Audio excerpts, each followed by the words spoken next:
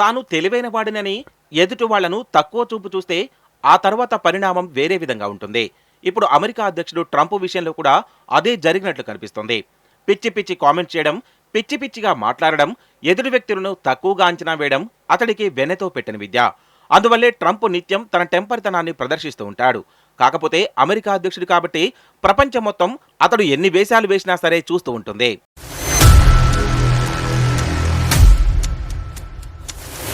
ఇరాన్తో యుద్ధం సాగిస్తున్నప్పుడు యావత్ ప్రపంచం మొత్తం ట్రంప్ వ్యవహార శైలిని తీవ్రంగా తప్పుపట్టింది. అయినప్పటికీ ట్రంప్ తన ధోరణి మార్చుకోలేదు. పైగా ట్రూత్ సోషల్లో పిచ్చి పిచ్చి రాతలు రాయడం మొదలు పెట్టాడు. ఇరాన్ దేశాన్ని నాశనం చేస్తానని ఒకసారి, ఇరాన్ తలవంచక తప్పదని మరొకసారి, ఇరాన్ దేశంలో న్యూక్లియర్స్ వెపన్స్ ఉన్నాయని ఇంకొకసారి, ఇలా రకరకాలుగా ఆరోపణలు చేశాడు. తను మాట్లాడిన మాటలకు, అంతకుముందు మాట్లాడిన మాటలకు ఏమాత్రం పొంతనే ఉండేది కాదు. ప్రముఖ న్యూయార్క్ టైమ్స్ కూడా ట్రంప్ వ్యవహార శైలిని తప్పుపట్టిందంటే అతని తీరు ఎలా ఉందో అర్థం చేసుకోవచ్చు.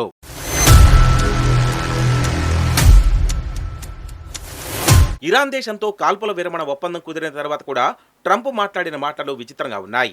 పాకిస్తాన్ మధ్యవర్తిత్వం చేసినందువల్లే తాము ఈ నిర్ణయం తీసుకున్నామని ట్రంప్ చెప్పడం అందరినీ ఆశ్చర్యంలో ముంచింది. వాస్తవానికి కొంతకాలంగా అమెరికా యుద్ధం నుంచి పక్కకు రావాలని భావిస్తుంది. కాకపోతే తనంతటి తానుగా అమెరికా బయటకు వస్తే పరువు పోతుందని భావించి పాకిస్తాన్ను తెరపైకి తీసుకొచ్చింది. అది అందరికీ తెలిసిన విషయమైనప్పటికీ అమెరికా అగ్రరాజ్యం కాబట్టి ఎవరూ నోరు బెదపడం లేదు. ట్రంప్ వ్యవహార శైలి తెలుసు కాబట్టి ఇరాన్ కూడా చాలా జాగ్రత్తగా అడుగులు వేస్తుంది. సీజ్ ఫైర్ పై ఇరాన్ ప్రతిపాదించిన 10 పాయింట్ల డాక్యుమెంట్లు ఇటీవల మీడియాలో సైతం విడుదలయ్యాయి. అయితే ఆ డాక్యుమెంట్లు మొత్తం పార్సీ, ఇంగ్లీష్ భాషల్లో ఉన్నాయి. పార్సీ భాష, ఇంగ్లీష్ భాషలో చాలా తేడాలు కనిపిస్తున్నాయి. పార్సీ భాషలో యురేనియంపై హక్కులు గుర్తించాలనే డిమాండ్ కనిపించింది. ఇంగ్లాండ్ వెర్షన్లో మాత్రం అది కనిపించలేదు. ఇదే విషయాన్ని అసోసియేటెడ్ ప్రెస్ బయటపెట్టింది. ట్రంప్ను ఇరాన్ కావాలని వెర్రి వెంగళప్పను చేసిందని టాక్ వినిపిస్తోంది.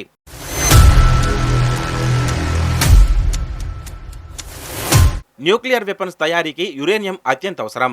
ఇరాన్లో యురేనియం నిల్వలు విపరీతంగా ఉన్నాయని అమెరికా గతంలో ఆరోపించింది. ఇరాన్ దగ్గర న్యూక్లియర్ వెపన్స్ ఉన్నాయని కూడా సంచలన విమర్శలు చేసింది. ఇటీవల జరిగిన దాడుల్లో కూడా యురేనియం శుద్ధి కర్మాగారాల ప్రస్తావన తెరపైకి వచ్చింది. అందువల్లే చాలా తెలివిగా ఇరాన్ పార్సీ భాషలో, ఇంగ్లీష్ భాషలో తేడాతో రూపొందించి ఇరాన్ను దారికి తెచ్చారని ప్రగల్భాలు పలికిన ట్రంప్ చివరకు వారి భాషా వ్యూహంలో వెర్రి వెంగళప్ప అయ్యారా అనే ప్రశ్నలు సోషల్ మీడియాలో కామెంట్స్ వినిపిస్తున్నాయి.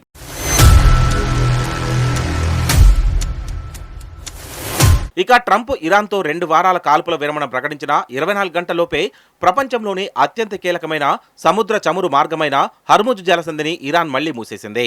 లెబనాన్లోని హెజ్బుల్లా లక్ష్యాలపై ఇజ్రాయెల్ జరిపిన దాడుల్లో 100 మందికి పైగా ప్రాణాలు కోల్పోవడం, కాల్పుల విరమణ ఒప్పందాన్ని ఉల్లంఘించడమే దీనికి కారణంగా తెలుస్తోంది. దీంతో మళ్లీ ట్రంప్ ఎలాంటి నిర్ణయం తీసుకుంటాడనేది ఆందోళనకరంగా మారింది.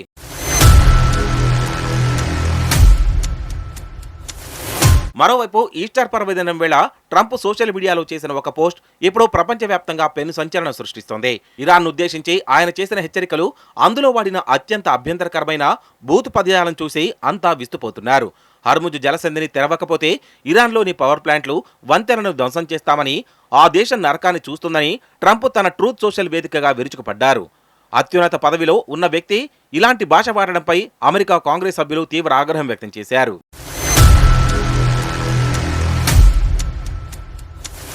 ట్రంప్ ప్రవర్తన దేశ భద్రతకు ముప్పుగా మారుతుందని భావిస్తున్న డెమోక్రాట్ నేతలు ఇప్పుడు అమెరికా రాజ్యంలోని 25వ సవరణలో ఉన్న సెక్షన్ 4ను ప్రయోగించాలని డిమాండ్ చేస్తున్నారు.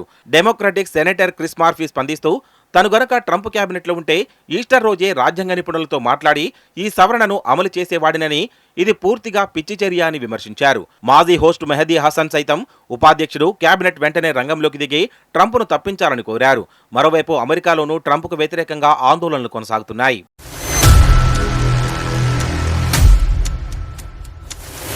అసలు ఈ 25వ సవరణ అంటే ఏంటంటే, అధ్యక్షుడు మరణించినా, రాజీనామా చేసినా లేదా పదవి నుంచి తొలగించబడినా అధికారాన్ని ఉపాధ్యక్షుడికి బదిలీ చేసే ప్రక్రియను ఇది వివరిస్తుంది. ఇందులో మొత్తం 4 విభాగాలుగా ఉండగా ప్రస్తుతం చర్చనీయాంశమైన సెక్షన్ 4 అత్యంత కీలకమైంది. ఒకవేళ అధ్యక్షుడు తన బాధ్యతలను నిర్వర్తించలేనంతగా శారీరక లేదా మానసిక అసక్తతకు గురయ్యారని ఉపాధ్యక్షుడు, క్యాబినెట్లోని మెజారిటీ సభ్యులు భావిస్తే వారు లిఖితపూర్వక ప్రకటన ద్వారా అధ్యక్షుడిని పక్కనబెట్టి ఉపాధ్యక్షుడిని తాత్కాలిక అధ్యక్షుడిగా నియమించవచ్చు.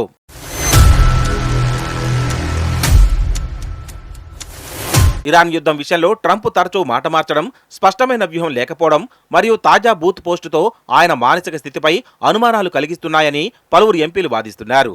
ఇరాన్ దాడులు కొనసాగుతున్న తరుణంలో అధ్యక్షుడి ఇలాంటి తీరు ప్రపంచ శాంతికి ముప్పని వారు ఆందోళన చెందుతున్నారు. అటు రిపబ్లికన్ పార్టీలోనూ ట్రంప్ విధానాలపై అసమ్మతి మొదలవడంతో అమెరికా రాజకీయాల్లో ఈ 25వ సవరణ అంశం ఇప్పుడు అత్యంత ఉత్కంఠ రేపుతోంది.